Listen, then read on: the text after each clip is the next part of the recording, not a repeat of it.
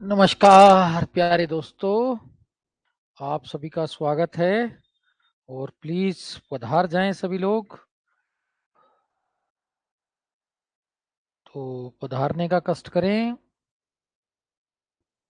देखो कौन कौन बच्चे पधारे हैं, अभी वेट ही कर रहे हैं हम। देखो कोई पधारा है, संप्रभुता चलना है। कौन लोग पधारे हैं? ओम नमः शिवाय। हाँ, कमेंट भी कर दीजिए। जो बच्चे पधारे हैं कमेंट कर दीजिए। अच्छा, नरेंद्र सिंह धौलपुर जी, और राधे राधे राधे राधे। हाँ, आ जाइए, सभी लोग आ जाइए।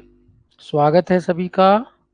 संप्रभुता टॉपिक चलना है, संप्रभुता जानते हैं आप लोग, और संप्रभुता के बारे में हम लोग पढ़ेंगे।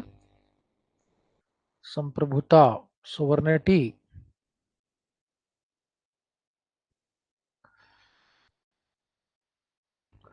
आप जानते हैं राज्य के चार तत्व होते हैं, उनमें से एक है संप्रभुता। जनसंख्या, भूभाग, राज्य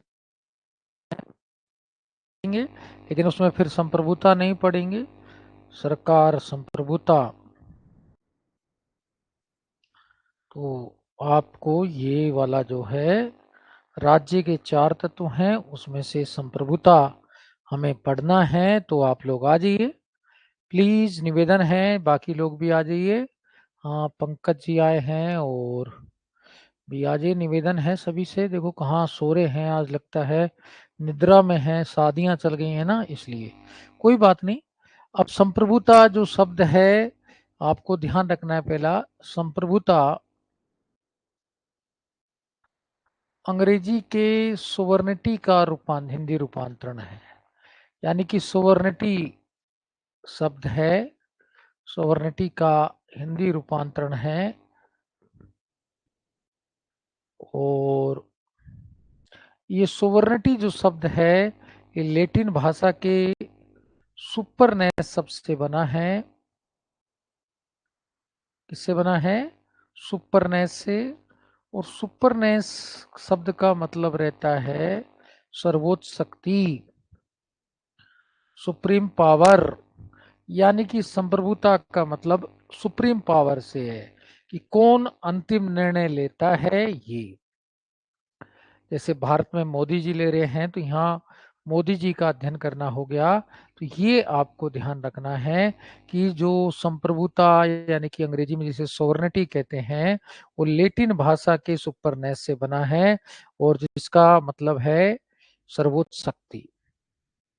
अब हम इसकी दो तीन डेफिनेशन मैं बता रहा हूँ, ज़्यादा याद नहीं करनी है, हजारों डेफिनेशन है, बाकी अपने दिमाग से करना, लेकिन दो तीन रट लेना जहाँ काम किए। देखो फालतू का कचरा मैं नहीं बताता, ना आपको याद करना है, आप उतना ही याद करना जितना मैं बता रहा हूँ। एक तो विलोबी की डेफिनेशन याद करनी है। विलोबी क्या कहता है? संप्रभुता राज्य की सर्वोपरि इच्छा है। संप्रभुता, इसको लिख भी लेना, राज्य की सर्वोपरि इच्छा है।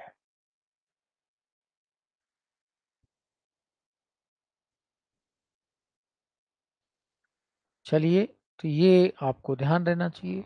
फिर जेलनिक क्या कहता है? जेलनिक का ध्यान रखना है। सेकंड, जेलनिक कहता है संप्रभुता के कारण राज्य, संप्रभुता के कारण राज्य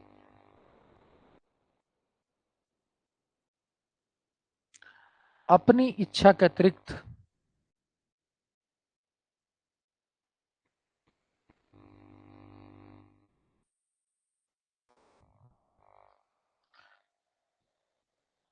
किसी दूसरे की इच्छा से नहीं बंधा होता।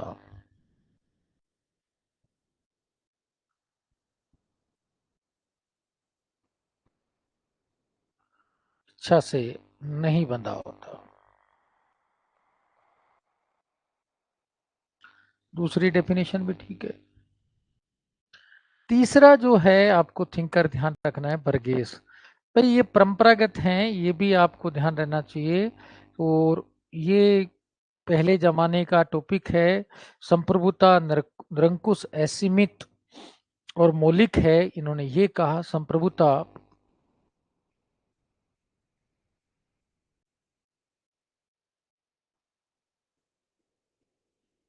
निरंकुश,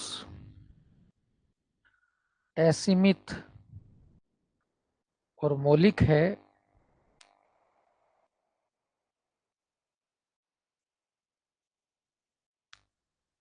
ये इनका कहना है वर्गीस महोदय का। तो ये 3 डेफिनेशन आपको रटनी है, जो समझनी है, जो भी आपका बहुत अच्छा। हाँ, पिंकी बेटा आपको गुड मॉर्निंग, और मोहिनी जाट बेटा भी जुड़े हैं, तो बिल्कुल पंकज कुमारी बेटा बिल्कुल वेरी गुड। ठीक है ना, जो भी बच्चे जुड़े हैं सभी का अभिनंदन है। और पढ़ा करो साथियों, मेरा काम मैं कर देता हूँ। अंजू गौड़ बेटा बिल्कुल आपको भी है, सभी का अभिनंदन है। लेकिन आप लोग ना कंटिन्यूसली क्लास लिया करो, रिकॉर्ड वाली भी देखा करो, रिकॉर्डेड भी रखी हैं सब, लेकिन देखता कोई नहीं है दोस्तों, बस बोलते हैं। तो मेरा वो ध्यान है कि भाई आप लोग जुड़कर इस तरीके से क्वेश्चन भी करें और तभी काम चलेगा ना। तो अब खाली बस ये है, सर्दी में टीचर के भरोसे रहेंगे तो बस टीचर, तो फिर क्या आप लोगों ने पढ़ना बंद कर दिया, पहले जैसे तो बात रही नहीं है। हाँ बालेंद्र जी बिल्कुल, आप सिंह जी बिल्कुल अभिनंदन आपका भी, और पिंकी है, और अच्छा राजेश्वरी बेटा आपका भी अभिनंदन है, और श्रुति का भी, श्रुति बेटा भी जुड़े हैं, उनका भी अभिनंदन, सभी का है। ठीक है, अब बेटा जो मेन चीज अब आ रही है, अब आप ना समझने का है। जिसने ये टेबल समझ ली जो अब मैं समझाने जा रहा हूं, समझ लेना कि उसने संप्रभुता को समझ लिया। 50% क्वेश्चन उसी टेबल से ही हो जाते हैं जितने भी आते हैं। लेकिन क्या है, हम टेबल को समझते नहीं, हम रटने की कोशिश करते हैं, फिर हम फेल होते रहते हैं। ममता सैनी बेटा आपका भी अभिनंदन है। अब चलते हैं, देखते हैं जल्दी से संप्रभुता के सिद्धांत। अब इस टेबल को मेरे साथ साथ पहले तो समझना है, फिर बनाना है। पहले मैं बना रहा हूं, उसके बाद बना लेना, मैं रुक जाऊंगा 1-2 मिनट, आपको वो ध्यान रखना है। अब सबसे पहले तो संप्रभुता की परिभाषा क्या देते हैं हम, वो आपको ध्यान रखने। कहते हैं संप्रभुता राज्य का वह अनिवार्य तत्व है जिसके कारण राज्य जिसके कारण राज्य अपनी इच्छा के अतिरिक्त दूसरे की इच्छा से नहीं बंधा होता। ये सिंपल सा इसका हम डेफिनेशन देते हैं। तो इसमें क्या है कि संप्रभुता राज्य का अनिवार्य तत्व है। कैसा तत्व है? अनिवार्य। ठीक है ना, जिसके कारण राज्य आंतरिक क्षेत्र में सर्वोच्च और बाह्य क्षेत्र में क्या रहता है? स्वतंत्र, ये भी कह सकते हैं। अब देखो बेटा, अब इसकी डेफिनेशन पहले सिंपल सी देखनी है। कहते हैं सामान्यता संप्रभुता को राज्य का अनिवार्य तत्व माना जाता है। अनिवार्य तत्व ही है,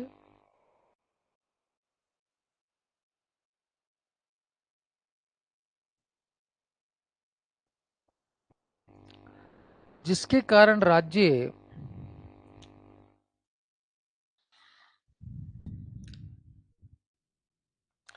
आंतरिक क्षेत्र में स्वतंत्र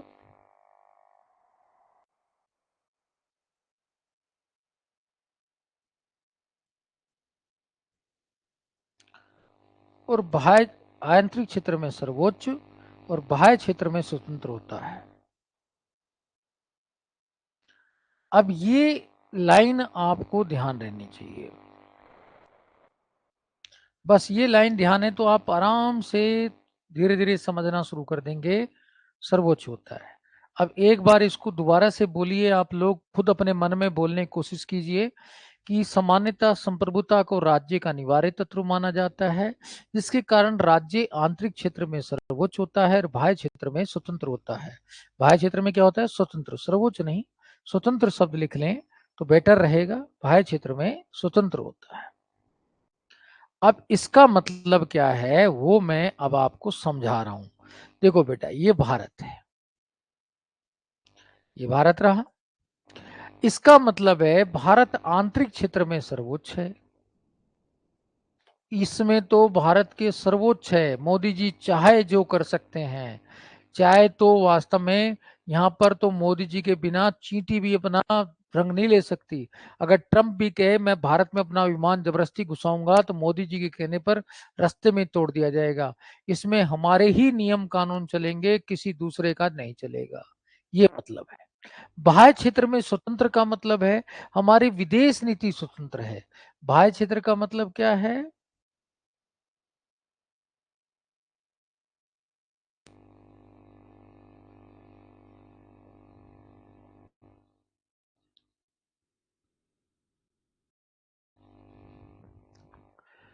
विदेश नीति क्या है? स्वतंत्र है।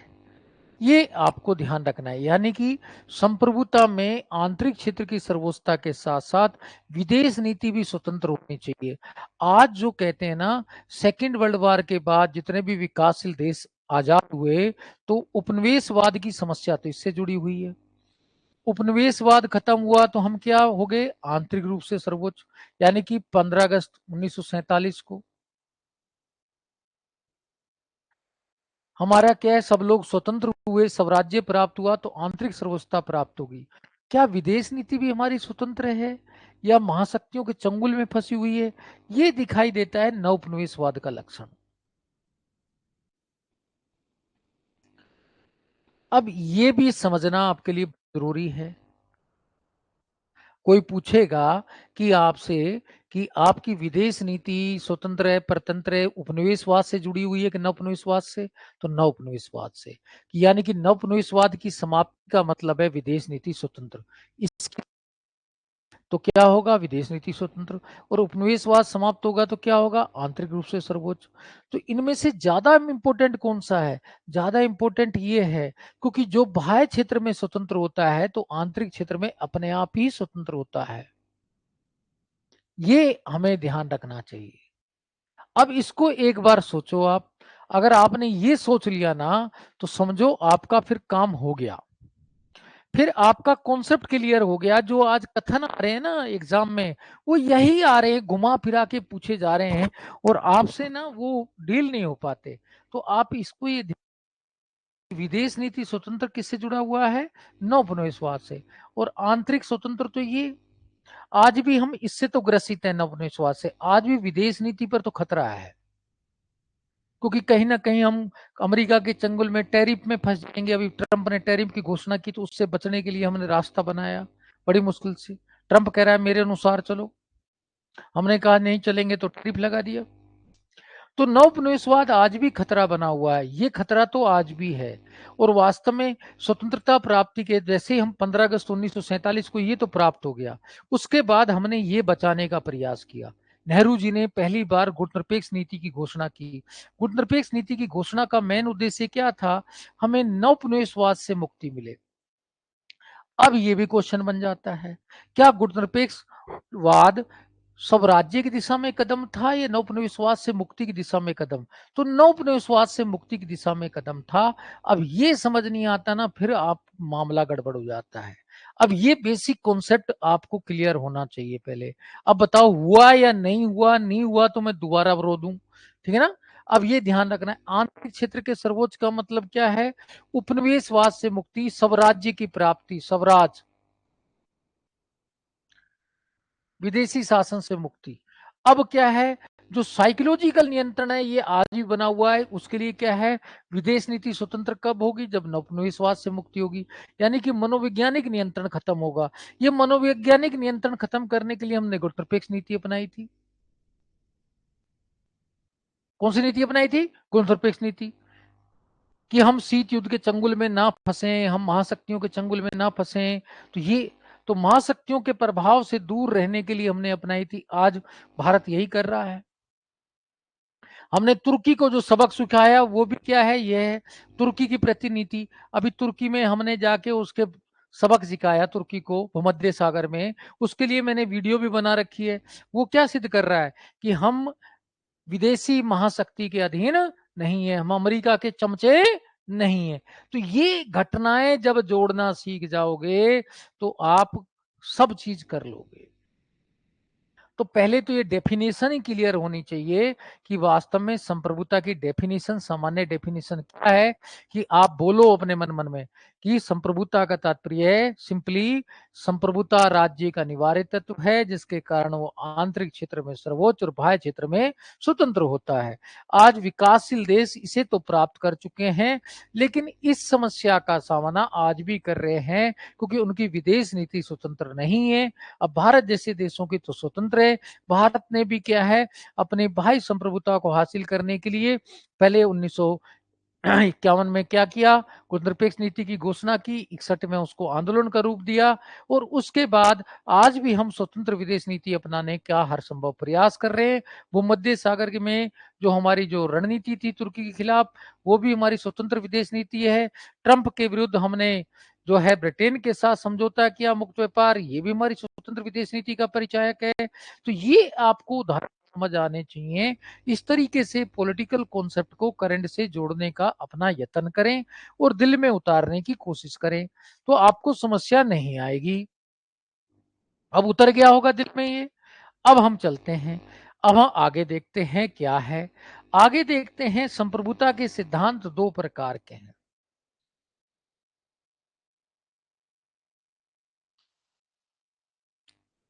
संप्रभुता के सिद्धांत दो प्रकार के हैं। एक एकलवादी सिद्धांत है जिसे कहते हैं मोनेस्टिक थ्योरी, मार्क्सवादी थ्योरी नहीं है। कई बार क्या है सिलेबस में गलत लिख दिया जाता है, मोनेस्टिक। और एक है बहुलवादी सिद्धांत।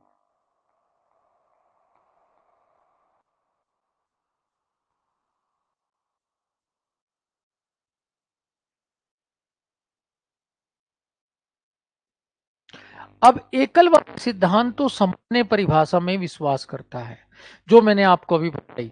अब देखो बेटा, एकलवादी सिद्धांत किसमें विश्वास करता है? संप्रभुता राज्य का अनिवार्य तत्व है।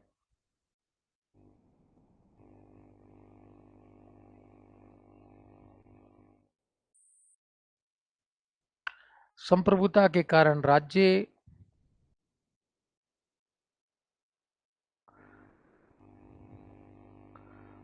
आंतरिक क्षेत्र में सर्वोच्च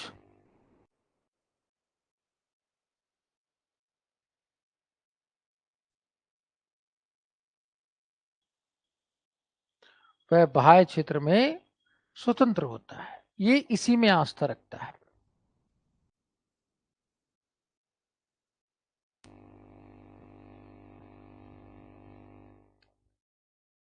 ये वाला इसमें आस्था नहीं रखता। बहुलवादी सिद्धांत ये कहता है नहीं, संप्रभुता राज्य का अनिवार्य तत्व ही नहीं है। संप्रभुता विभिन्न समुदायों में बटी रहती है। संप्रभुता राज्य की कोई द्योतक नहीं है, राज्य नहीं। संप्रभुता तो विभिन्न समुदायों में बटी होती है। ये नहीं मानता इस तर्क को। ये क्या कहता है? संप्रभुता विभिन्न समुदायों में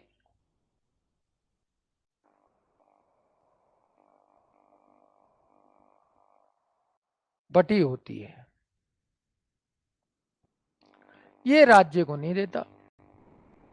कहता है राज्य वाज्य कुछ नहीं है, ये नहीं मानता भाई।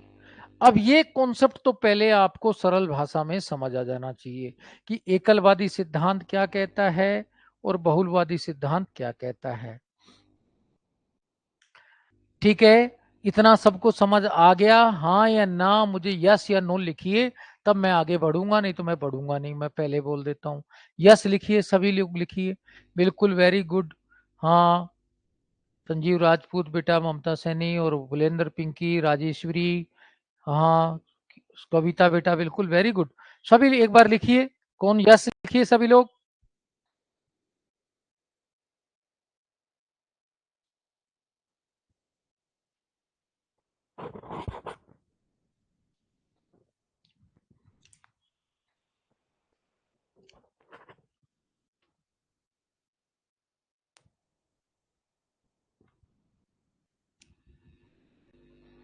Very good. अब आगे चलते हैं। ना सबको समझ आ गया? अब एकलवादी सिद्धांत इसमें तो आस्था रखता है कि संप्रभुता राज्य का अनिवार्य तत्व है। संप्रभुता के कारण राज्य आंतरिक क्षेत्र में सर्वोच्च है, बाह्य क्षेत्र में स्वतंत्र है। लेकिन संप्रभुता का प्रयोग कौन करेगा, इसको लेकर इसकी तीन शाखाएं हैं। भाई प्रयोग राज्य तो कर नहीं सकता, राज्य तो अमूर्त होता है, राज्य तो क्या है, अमूर्त है, एब्स्ट्रैक्ट है। अब भाई संप्रभुता का प्रयोग कौन करेगा, कोई व्यक्ति करेगा, संस्था करेगी। अब प्रयोग करने को लेकर इसकी 3 शाखाएं हैं। कितनी शाखाएं, 3। ठीक है ना।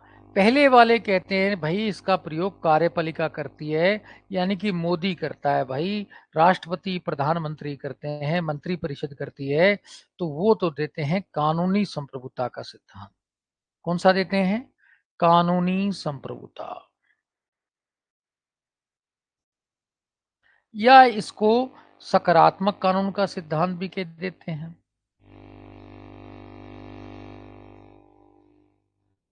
या सकारात्मक। इनके अनुसार शासक का आदेश ही कानून होता है। ये क्या मानते हैं, मोदी का आदेश ही कानून है, ये बेसिकली कहते हैं। ठीक है। दूसरे वाले कहते हैं नहीं भाई, संसद प्रयोग करती है। क्या प्रयोग करती है, संसद। ये कहते हैं भाई संसद प्रयोग करती है, तो ये देते हैं राजनीतिक प्रभुसत्ता का सिद्धांत। इसका देते हैं राजनीतिक प्रभुसत्ता का सिद्धांत।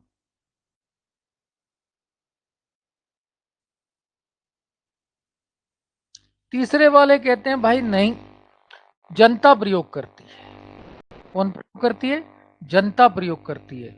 अब जो कहते हैं जनता प्रयोग करती है, वो देते हैं भाई लोकप्रिय प्रभुसत्ता का सिद्धांत।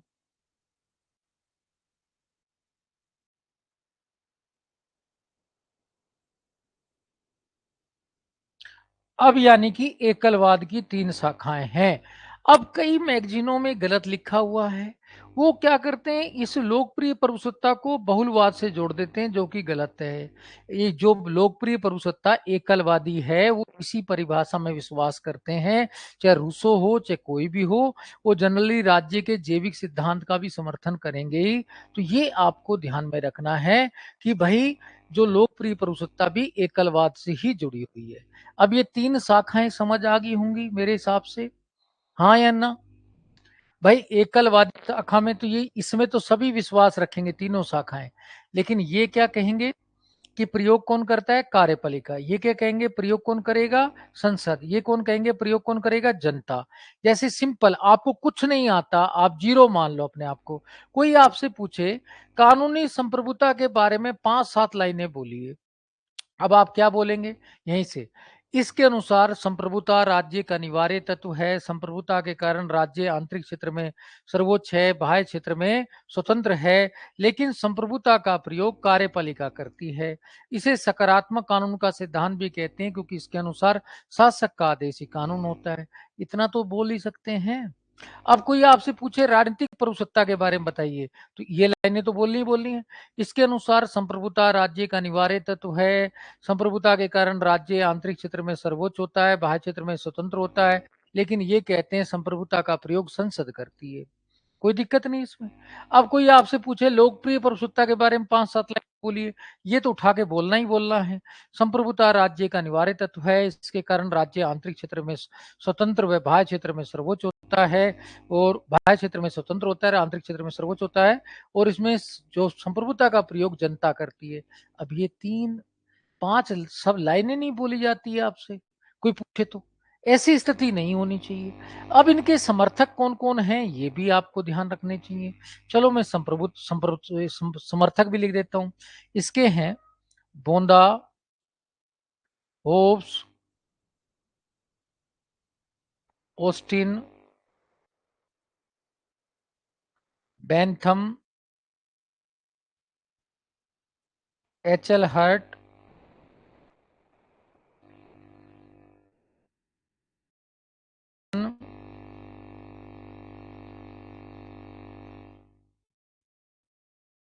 Joseph Raz. अब आपको एक लाइन में ध्यान रखने चाहिए, कौन कौन से हैं, जल्दी बताओ भाई। बोंदा, जीन बोधिन यानी कि जीन बोंदा, Thomas Hobbes, Austin, Bentham, H Hart, सन जोसेफ रजा। अब भाई याद कर लो। अब इसका जनक, वास्तविक जनक किसको माना जाता है, वास्तविक जनक किसका माना जाता है, ऑस्टिन को।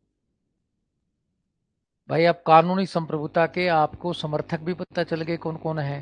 बोंदा है, होप्स है, ऑस्टिन है, बेंथम है, एच एल हर्ट है, हेंस केल्सन है, जोसेफ रजा है। अब ये तो ध्यान रखना चाहिए, एक लाइन में है सवाल, उसको लेकर रोना क्या है, पता नहीं क्या उसमें लेकर टेंशन लेते हैं। ऐसे राजनीतिक परुषत्ता के समर्थक कौन कौन है, राजनीतिक परुषत्ता के भी देख लेते हैं भाई कौन कौन समर्थक है। इसमें क्या है, जॉन लोक है,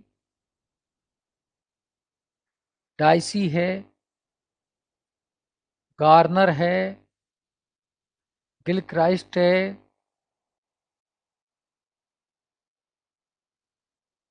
लिकोक है। अब इसमें ये 5 नाम हैं।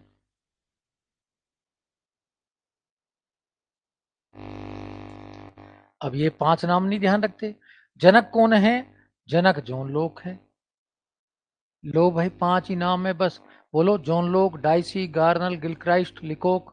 अब इसमें क्या है, अब ये 5 नाम याद नहीं रहते, ये तो आप 9th में 12th में भी पढ़ा होगा आपने, +2 में भी, तब भी ध्यान रहना चाहिए आपका, बार बार आता रहता है।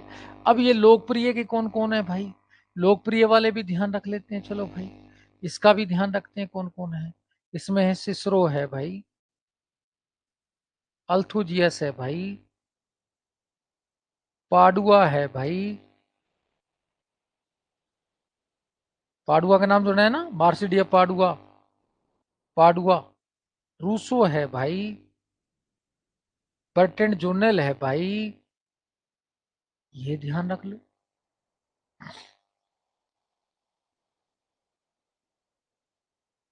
अब इसमें क्या दिक्कत आ रही, जनक कौन है, रूसो है भाई। अब ये छोटी छोटी सारणी है, अब ये सारणी एक बार याद रहे ना तो आप, जनरली 10 क्वेश्चन आते हैं तो आपके 4-5 तो इस टेबल से ही हो जाते हैं, लेकिन टेबल भी कौन याद करे, दिक्कत ये है। अब बहुलवादी कौन कौन से हैं जो ये मानते हैं कि संप्रभुता राज्य में निहित नहीं रहती अकेले, संप्रभुता तो विभिन्न समुदायों में बटी रहती है, ऐसे कौन कौन से हैं, वो भी ध्यान रख लेते हैं भाई। क्या दिक्कत आ रही है, उनको भी याद करने में क्या जा रहा है, चलो उनका भी नाम ध्यान रखते हैं। गियरके, मैटलैंड, फिगिस, हेनरीमैन,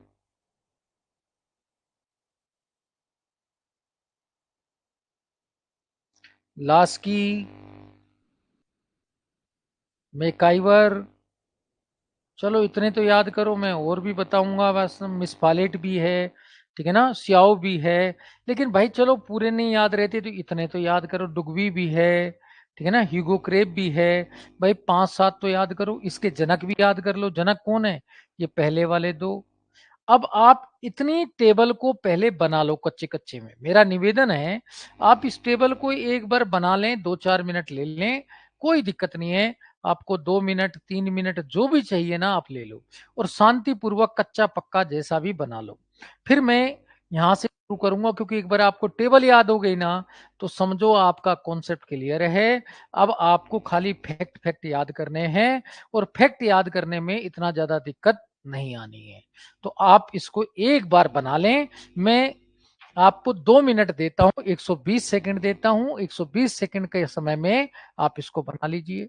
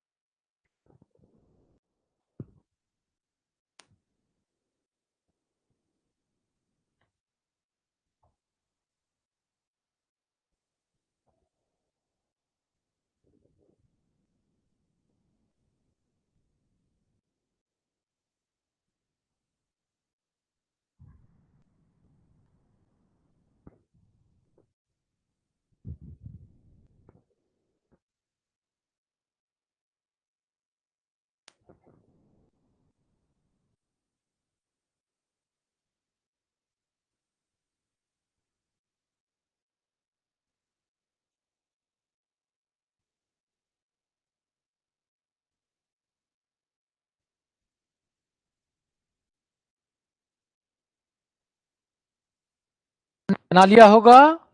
नहीं तो दूसरे फोन से फोटो खींच लें, जैसे भी करके आप अपना काम को जारी रखें और उसमें पूरा देखने की कोशिश करें। अच्छा बेटा, अब हम आगे चलते हैं, एकलवादी सिद्धांत के बारे में गहन रूप से पढ़ते हैं। चलते हैं, चलो। एकलवादी सिद्धांत।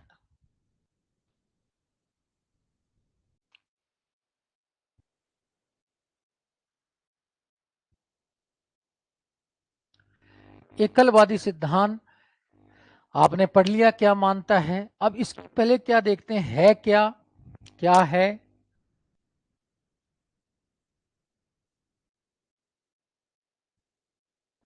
उद्भव के कारण क्या हैं और शाखाएं। शाखाएं 3 हैं जो मैंने आपको बता दी। कौन कौन सी शाखा है। कानूनी संप्रभुता, राजनीतिक संप्रभुता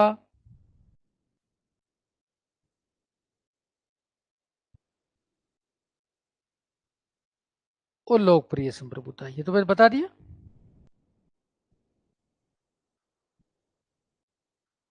क्या है ये भी मैंने बता दिया आपको। क्या है भाई, कि इसके अनुसार संप्रभुता राज्य का अनिवार्य तत्व है। राज्य का अनिवार्य तत्व,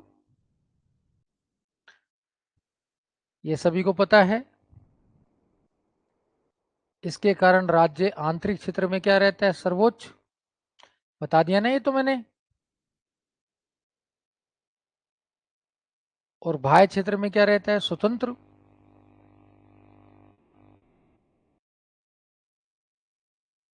आज खतरा किस पर है, बाह्य क्षेत्र में स्वतंत्रता खतरा है। संप्रभुता के बाह्य क्षेत्र में आज खतरा है, वैश्वीकरण के युग में, कि आंतरिक क्षेत्र में खतरा है, बाह्य क्षेत्र में खतरा है। अब ये क्वेश्चन आ गया तो आप गलत नहीं करना, ये किसी किताब में लिखा नहीं मिलेगा, ये दिल से होता है कि वर्तमान में संप्रभुता के बाह्य क्षेत्र पर खतरा है, आंतरिक क्षेत्र पर खतरा नहीं है। आज नवोपनिवेशवाद ज्यादा है, ये आपको समझना है। टैरिफ की नीति हो, वैश्वीकरण हो, ये सारी चीजें बाह्य क्षेत्र पर ही खतरा डाल रही हैं। अच्छा बेटा, अब ये देख लिया, आतंकवाद भी बाह्य क्षेत्र पर ही खतरा डाल रहा है, दिल्ली में बम धमाका हो गया, ये भी धरी है। हम आगे चलते हैं, उद्भव के क्या क्या कारण हैं इसके। अब उद्भव के कारण देखते हैं, एकलवादी सिद्धांत के उद्भव के कारण। एकलवादी संप्रभुता सिद्धांत के उद्भव के कारण।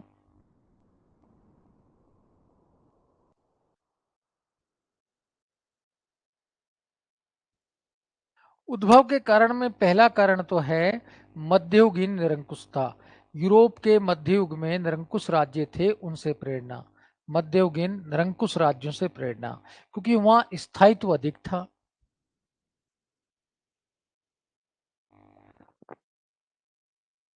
आई, इसके फलस्वरूप संप्रभुता आई, तो वो आई थी कौन सी, कानूनी संप्रभुता।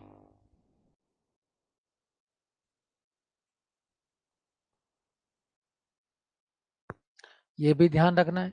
फिर दूसरा कारण था गौरवपूर्ण क्रांति। क्रांति क्या आया, गौरवपूर्ण क्रांति से हमें मिली राजनीतिक संप्रभुता।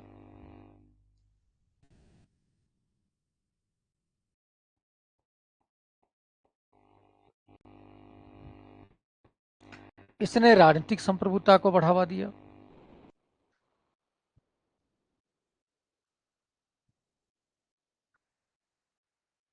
फिर क्या है, मेनली कारण था रूसों की सामान्य इच्छा, या अपना फ्रांसीसी क्रांति कह सकते हैं। तो ये कारण बनी किसका, प्रिय संप्रभुता से प्रभावित थी।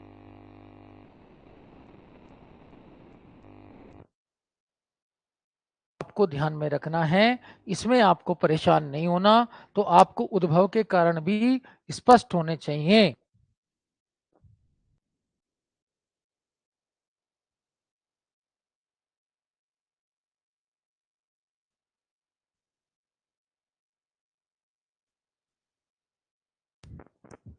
ठीक है ना।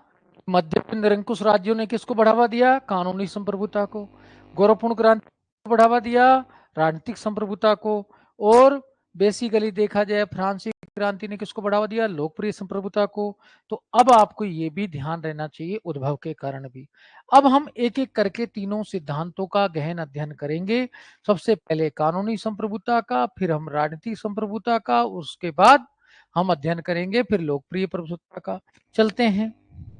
पहला हम करते हैं एकलवादी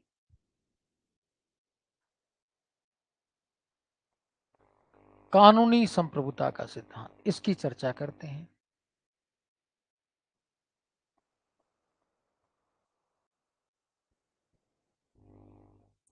इसी को नाम दूसरा क्या है? सकारात्मक कानून का सिद्धांत।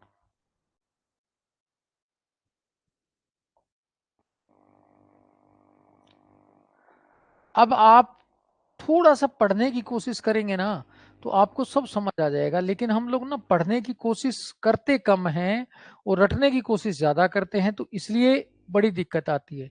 अब ये क्या है, पहले तो इसका बेस ही जानते हैं। भाई कानूनी संप्रभुता है क्या? भाई सिंपल है, लिख लो आप भी। क्या है?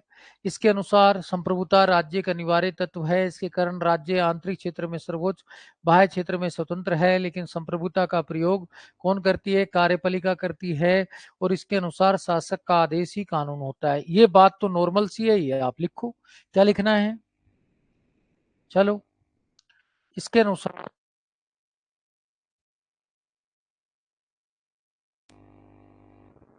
संप्रभुता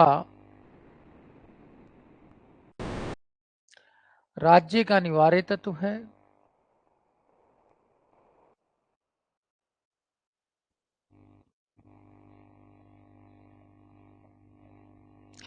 इसके कारण राज्य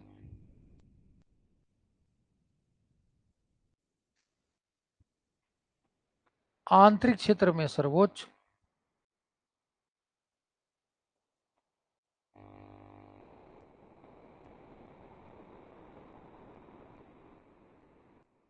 और बाह्य क्षेत्र में स्वतंत्र होता है।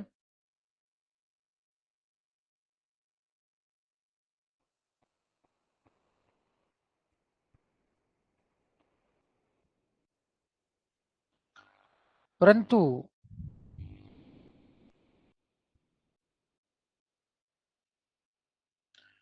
संप्रभुता का प्रयोग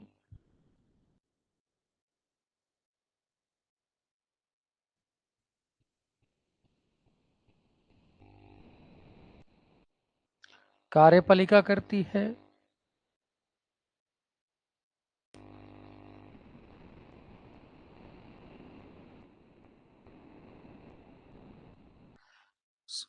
शासक का आदेश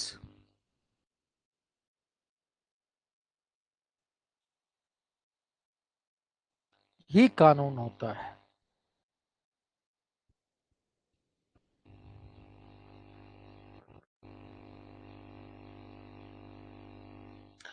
अब ये बेसिक दो तीन लाइनें भी आपको ध्यान नहीं है तो फिर क्या फायदा है पढ़ने का? भाई कानूनी संप्रभुता को सकारात्मक कानून का सिद्धांत भी कहते हैं, पॉजिटिव लॉ भी कहते हैं। अब इसके अनुसार ये बातें ध्यान रखनी है। भाई कार्यपालिका प्रयोग करती है, शासक का आदेश ही कानून होता है। अब ये बेस नहीं पता ना तो आपको कॉन्सेप्ट कभी क्लियर ही नहीं होगा आपका। अब क्या है कि वो रट्टा फिकेशन जो किताबें पढ़ते हैं या नोट्स पढ़ते हैं, वहां बस यही कमी है, ये नहीं लिखा रहता। और ये लिखा नहीं रहता तो आपकी समझ में नहीं आता, और ये कहीं लिखा मिलेगा भी नहीं। ठीक है ना। तो अब आपको ये तो ध्यान रखना है। अब इसके समर्थक कौन से हैं? चलो, इसके समर्थक हैं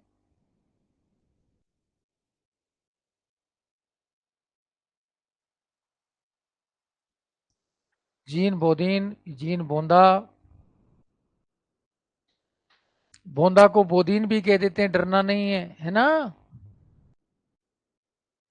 थॉमस होब्स,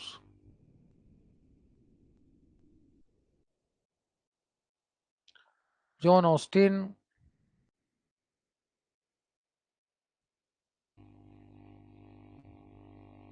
जर्मी बेंथम,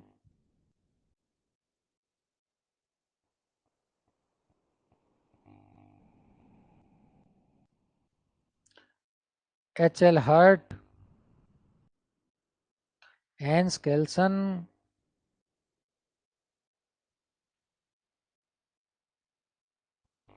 जोसेफ रजा,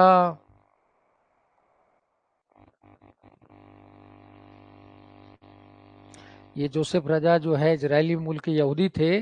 स्वतंत्रता में भी आपने मैंने इसको चर्चा की थी, अब संप्रभुता में भी करना है। तो ये आपको ध्यान रखना है कि ये सारे के सारे कहीं ना कहीं कानूनी संप्रभुता को महत्वपूर्ण मानते हैं। अब जब इतना कुछ पता है तो अब हम इनके बारे में डिटेल से पढ़ेंगे, फैक्चुअल पढ़ेंगे, सारी बातें पढ़ेंगे। जब समझ आ जाएंगी तो ठीक है, आगे भी बढ़ेंगे। तो पहली हेडिंग डाल लेते हैं हम, जीन बोंदा। क्या डाल लेते हैं? जीन बोंदा। तो ये आपको ध्यान रखना है, ये फ्रांसीसी विचारक थे, जीन बोंदा या जीन बोदीन। तो चलो पहला पढ़ते हैं, जीन बोदीन या जीन बोंदा। ठीक है, 1530 से 1596 इनका जीवन काल था। मूलतः फ्रांसीसी थे। अब ये तो मैं पहले ऊपर ही लिख देता हूं, क्या मतलब है टेंशन लेकर, ठीक है ना।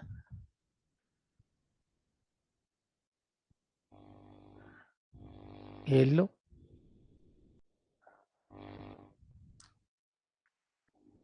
अब इतनी बात तो आपको वैसे ही पता रहनी चाहिए, मूलतः फ्रांसीसी। कट रहा है तो लो भाई, इधर लिख देता हूं, कह रहे हैं कट रहा है, लो भाई फ्रांसीसी इधर लिख देता हूं, कोई दिक्कत है? मूलतः क्या थे? फ्रांसीसी थे। इतनी बात तो आपकी समझ में आ जानी चाहिए ना। अब हम चलते हैं, जीन बोदिन के बारे में पढ़ते हैं। अब इनकी सबसे पहली बात तो बुक्स कौन सी थी, वो बुक भी ध्यान रखनी है, फेमस बुक जिसमें विचार व्यक्त करते हैं, द 6 बुक्स ऑफ रिपब्लिका। इनकी प्रसिद्ध रचना कौन सी थी? The 6 books of Republica. 1576 की थी। तो कह सकते हैं 24 कम 1600 की थी, है ना भाई। 1600 में से 24 कम करेंगे तो 1576 ही आएंगे ना। इतनी मैथमेटिक्स तो ठीक है ना। तो ये तो आपको ध्यान रखना है भाई, ये इनकी किताब थी और ये तब की है। अब ये इनके संप्रभुता के बारे में क्या कहते हैं वो हम चर्चा करते हैं। पहला तो ये ध्यान रखना है कि संप्रभुता शब्द का प्रयोग पहली बार, सोवर्निटी शब्द का, संप्रभुता तो हिंदी का शब्द था, शब्द का पहली बार प्रयोग इन्होंने किया था।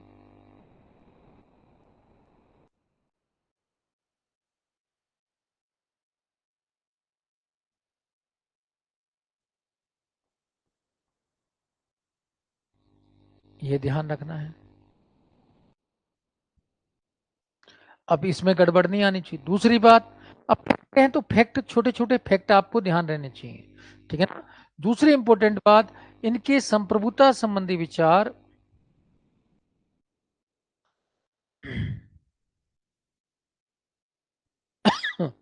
मध्ययुगीन चर्च राज्य संघर्ष,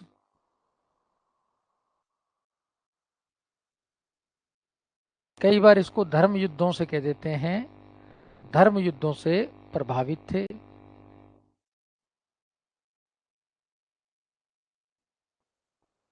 कुल मिला के इन्होंने चर्च राज्य संघर्ष में किसका साथ दिया? राज्य का। क्योंकि संप्रभुता की बात कर रहे हैं ना, चर्च को तो संप्रभुता नहीं देंगे। तो इन्होंने चर्च राज्य संघर्ष में किसका साथ दिया? राज्य का। अब ये बात भी आपके कॉन्फिडेंस में आ जानी चाहिए। इन्होंने चर्च राज्य संघर्ष में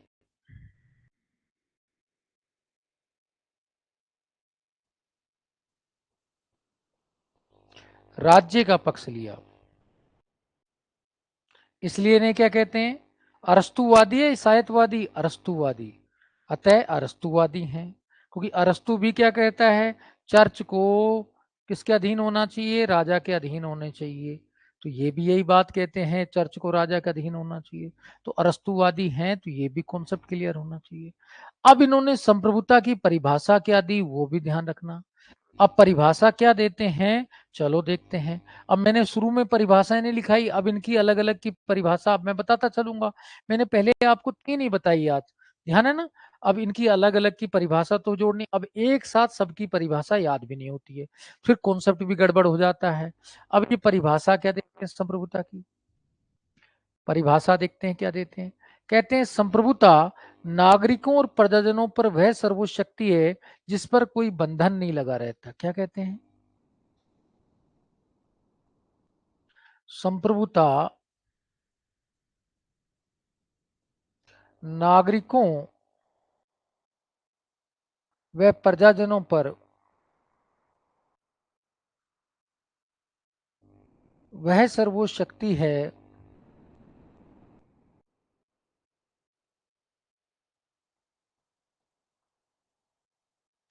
जिस पर कोई बंधन नहीं लगा रहता।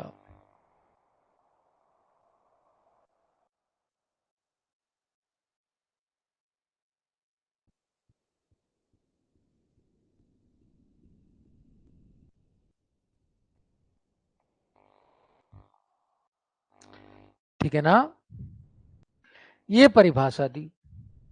अब यानी कि क्या कहा, संप्रभुता वह है नागरिकों और प्रजाजनों पर वह सर्वोच्च शक्ति जिस पर कोई बंधन नहीं लगा रहता। अब ये परिभाषा तो दे दी, लेकिन इससे संबंधित दो बातें और थोड़ा ध्यान रखना है। पहला, वह नागरिक और प्रजाजन में अंतर करते हैं। नागरिक किसको कहते हैं? परिवार के मुखिया को कहते हैं ना, पहले परिवार का मुखिया ही सारे निर्णय लेता था, पापा ही निर्णय लेते थे। आज तो खैर घर में बच्चों की चलती है, क्लास में टीचर से ज्यादा स्टूडेंट की चलती है, तभी तो सिलेक्शन 6-6 होते हैं 225 में से, पास ही नहीं होते वो भी रिजर्वेशन वाले। कारण क्या है कि अब आप अपने अनुसार चलते हो, हमारी बात तो मानते ही कहाँ हो। आपको नोट्स चाहिए, दे दो बंडल के। अब मैंने आज कुछ बच्चों को सेंड कर दिया, उन्होंने बार बार मैसेज किए ना, मैंने एक साथ 5,000 पेज सेंड कर दिए। मैं, जाओ पढ़ो, जाओ भाई, मैं क्या करूं, नोट्सों को ले लो। समझते तो नहीं हो, नोट्स तो मेरे पास भी रखे हैं, पेन से लिखे हुए भी रखे हैं, जिसको चाहिए वो बता देना भाई, मैं तो सेंड कर दूंगा, एकदम सेंड कर दूंगा, मुझे कोई दिक्कत नहीं है। लेकिन आप उसमें होपलेस होना है, कुछ नहीं होना, आप जिंदगी में कुछ नहीं कर सकते उसमें। आप 30 मार्क हाँ बनने की कोशिश करते, 30 मार्क हाँ बना ही नहीं जा सकता। लेकिन ठीक है भाई, तुम्हारी चलना नहीं, तो मेरे घर से क्या जाता है, ले लो, नोट्स ही नोट्स हैं। मैंने व्हाट्सएप पे भेज दिए 5,000 पेज, और 5,000 और रखे हैं, वो भी भेज दूं मैं, तो क्या जाता है मेरे। ठीक है ना। तो नोट क्या ध्यान रखना है, क्या कहता है वो, एक नंबर, परिवार के मुखिया को नागरिक,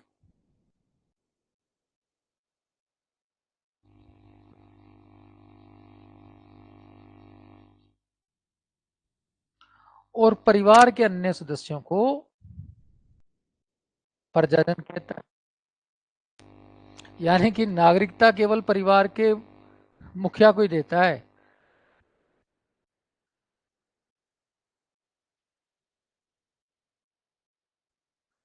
अब ये बात तो ध्यान रखनी चाहिए आपको। अब नोट दो क्या ध्यान रखना है, एक तरफ तो कहता है नागरिकों और प्रजनों पर सर्वोच्च शक्ति जिस पर कोई बंधन नहीं लगा रहेगा, लेकिन व्यवहार में गोंदा शासक पर 5 प्रतिबंध लगा देता है। कितने प्रतिबंध लगा देता है? 5। अब देखो बेटा, लेकिन व्यवहारिक रूप में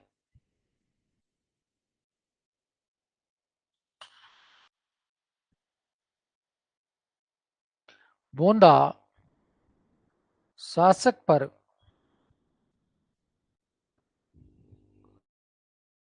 5 प्रतिबंध लगा देता है।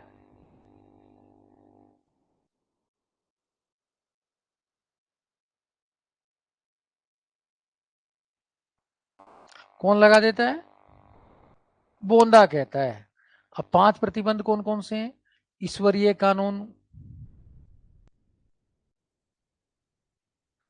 3 तो कानून ही बता देता है, प्राकृतिक कानून,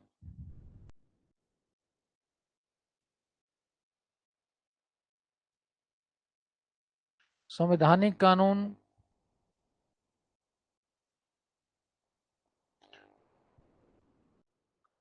रीति रिवाज,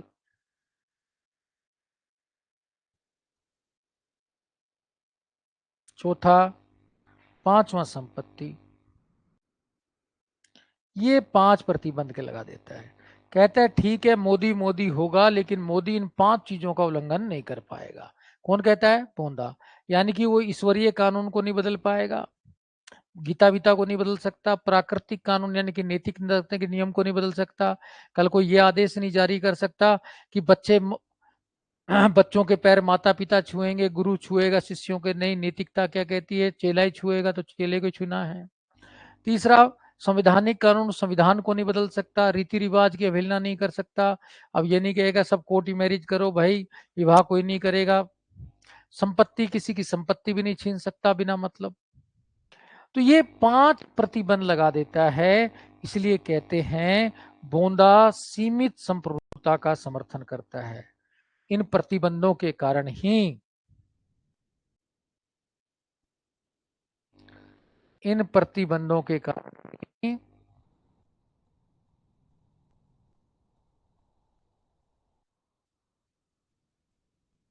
कहते हैं बोंदा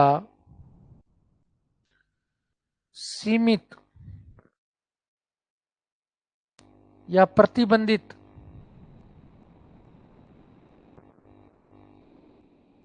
संप्रभुता का समर्थन करता है।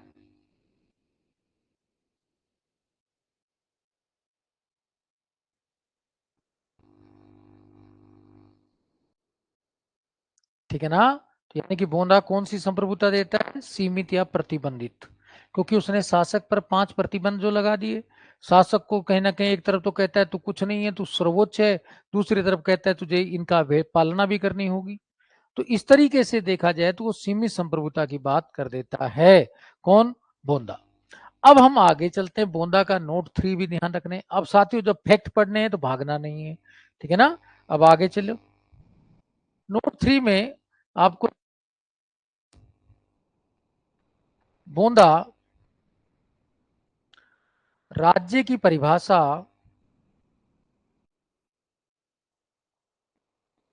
अब राज्य की क्या परिभाषा देता है, ये आगे राज्य टॉपिक में भी काम आएगा। अब साथियों कहीं लिखा तो नहीं आता कि एग्जाम में कि ये राज्य से क्वेश्चन है, ये संप्रभुता से है, तो आपको सब ध्यान रखना है साथ साथ, थिंकर वाइज ही पढ़ना चाहिए तो बेस्ट रहता है। राज्य की परिभाषा क्या देता है? कहता है राज्य परिवार के मुखियाओं का समूह है।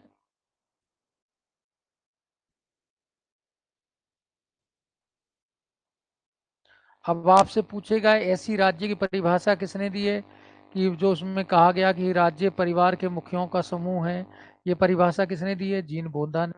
ये भी ध्यान रखना है, ठीक है। अब अगला पॉइंट नोट 4 भी ध्यान रखना है, नोट 4 भी मैं लिख रहा हूं, वो भी आपको ध्यान रखना है।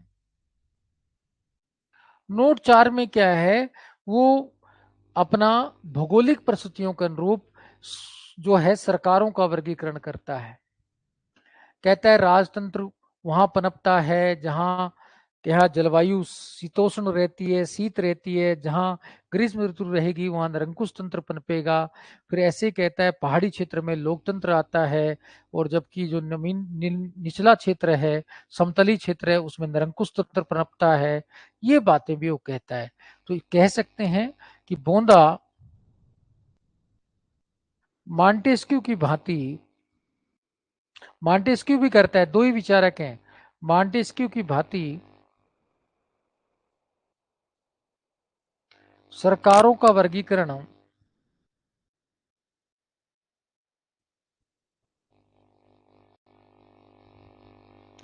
जलवायु यानी कि भौतिक परिस्थितियों का अनुरूप करता है।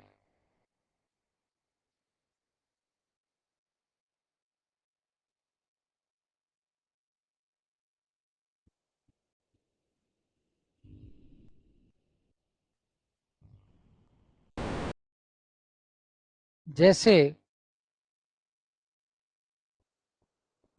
मॉन्टेस्क्यू के अनुसार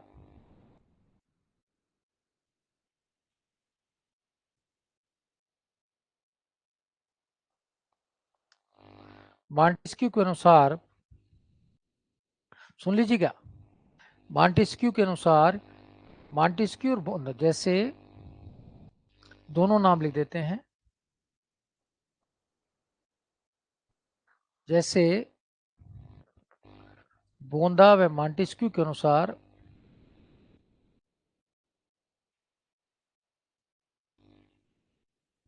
शीत जलवायु में क्या आएंगे? लोकतंत्र, कुलीन तंत्र विकसित होंगे।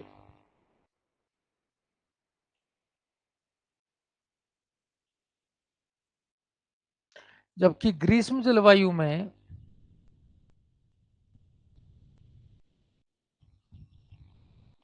राजतंत्र, निरंकुश तंत्र।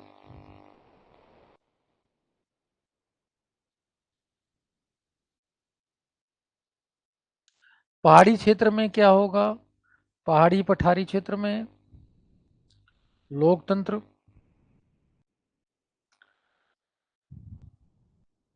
समतली क्षेत्र में राजतंत्र, निरंकुश तंत्र। कहता है जहां पर टिपिकल जलवायु रहेगी ना, या बार बार आक्रमण का खतरा रहेगा, वहां पर राजतंत्र, निरंकुश तंत्र आएंगे। और जहां पर अच्छी जलवायु होगी, शांत जलवायु होगी, वहां पर लोकतंत्र, कुलीन तंत्र विकसित होंगे। जहां पहाड़ी पठारी होगा तो आक्रमण की संभावनाएं कम होंगी, इसलिए वहां पर जो है लोकतंत्र का विकास होगा, ऐसा इनका कहना है। तो इतना आप बूंदा के बारे में आपने पढ़ा और समझा, और इतना पढ़ना भी होगा मेरे दोस्तों। अब आप बिल्कुल जीरो चाहते हैं तो जीरो तो संभव नहीं है। अब कल थॉमस होब्स भी पढ़ के आइएगा आप, ठीक है ना। थिंकर वाले में जाके पढ़ लीजिएगा, थिंकर की वीडियो रखी है, वहां पढ़ लीजिएगा। और जहां तक नोट्सों की बात है तो मैं आज ग्रुप में सबके डाल देता हूं। आप पीडीएफ निकालते रहिए, पढ़ते रहिए, मुझे कोई मतलब नहीं है। मेरे पास तो बुक भी रखी है पीडीएफ फॉर्म में जो मैंने लिखी है, तो मैं उसको भी सेंड कर दूंगा। लेकिन पढ़ो तो सही, नोट्सों का क्या करोगे? नोट्स तो हर आपके जो एक ऐप में सेक्शन है कि वीडियो विद नोट्स, उसमें नोट्स रखे ही हैं। अगर आप उनको भी पढ़ लेना तो आपका काम बन जाएगा। लेकिन आप पढ़ते कहाँ हैं मेरे दोस्तों? बोलते बोलते हैं ऐसे कर लेंगे, वैसे कर लेंगे। अब वो मेन है यहाँ पर लिखना, वहां पन्ने पे तो वैसे ही लिखा है। ठीक है साथियों, फिर मिलेंगे। और शाम को आईआर की क्लास में लूंगा जहां तक है। और कंफर्म कुछ नहीं कहता साथियों, आज थोड़ी तबीयत गड़बड़ है, फिर भी मैं हिम्मत करके लूंगा, है ना। तो आप ज्वाइन कर लीजिएगा, कोई एक आध बैच रह जाए तो वो तो उसके अंदर रहता है, तो मैं उसकी फिर बाद में हो जाएगी। क्योंकि आज थोड़ा मौसम गड़बड़ है और मेरी तबीयत भी थोड़ा गड़बड़ है, फिर भी मैं कोशिश पूरी करूंगा। धन्यवाद। जय हिंद, जय भारत।